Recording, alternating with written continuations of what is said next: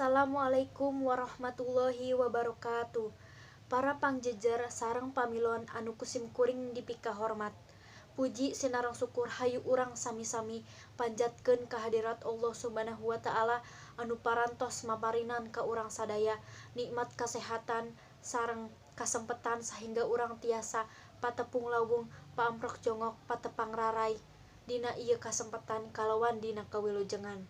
Sholawat kalih kasalamatan mugia tetep dilelerkeun ka jungjungan urang sadaya nyatana Nabi Muhammad sallallahu alaihi wasallam teu hilap ka para kulawargina, para sahabatna sareng mudah-mudahan nepi ka urang sadaya salaku umat nedugi ka akhir zaman. Amin. Tepangkeun wasta pun bunga Pajar Melati ti kelas 11 MIPA 5.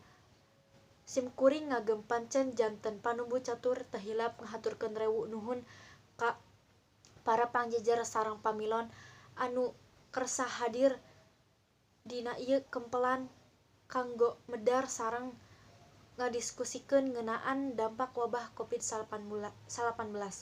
Ku kituna supados henteu nyangkolong kana waktos, hayu urang buka ieu sawala ku aosan basmalah. Bismillahirrahmanirrahim. Para pangjejer sareng pamilon anu kusim kuring dipihormat. Sateu acan nincak ka acara salajengna supados henteu disaha-saha simkuring neda nepangkeun para pangjejer anu bade ngadugikeun kamandangna. Pangjejer nu kahiji nyaeta Ibu Hajah Yani Mulyani SPD MPD anu asalna ti Majalengka, boborna kaping 30 Mei 1863 mantena mangrupikeun pamarentah ti Jawa Barat. Hatur nuhun kana kasumpinganana.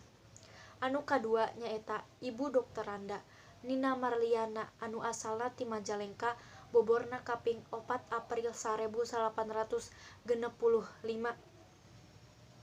mantena mangrupikeun dokter. Hatur nuhun kana kasumpinganana. Para hadirin supados urang leuwih neleman ngeunaan jejar anu bade dibahas ku urang sadaya, hayu urang regepkeun kamandang ti para pangjejer. Sumangga ka Ibu Yani Mulyani kanggo ngadugikeun kamandangna. Hatur nuhun ka Ibu Yani Mulyani anu tos ngadugikeun kamandangna. Sae kacida naon anu digugikeunana. COVID-19 teh nyaeta virus anu asalna ti Wuhan. Masyarakat nu tadina bebas bade kerja, liburan, sareng sakola ayeuna mah teu kenging kaluar bumi heula kulantaran aya wabah. Ku kituna kudu di bumi wae sareng jaga jarak sareng lamun misalkana bade kaluar kedah make masker. Kumargi kitu hayu urang lajengkeun ieu sawala anu salajengna ka Ibu Nina Marliana dihaturanan kanggo ngadugikeun kamandangna. Hatur nuhun ka Ibu Nina Marliana anu tos ngadugikeun kamandangna. Ayeuna wabah teh ngagaduhan dampak positif nyaeta urang leuwih merhatikeun kana kasehatan sareng leuwih ngajaga kebersihan. Kulantaran waktos anu sakedik simkuring bade ngawatesan kanggo pamilon anu bade tumaros ngan ukur 2 orang. Dina ngadugikeun patarosanana kedah ngacungkeun panangan sarta nyebatkeun nami sareng teu kenging goborowokan. Hatur nuhun ka Mega anu tos ngadugikeun patarosanana ngeunaan dampak ka masyarakat anu mogok kerja kulantaran ayana wabah. Hatur nuhun ka Mega anu parantos ngadugikeun patarosanana.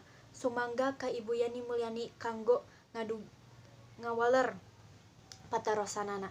Hatur nuhun ka Ibu Yani Mulyani anu tos ngawaler patarosan ti Mega.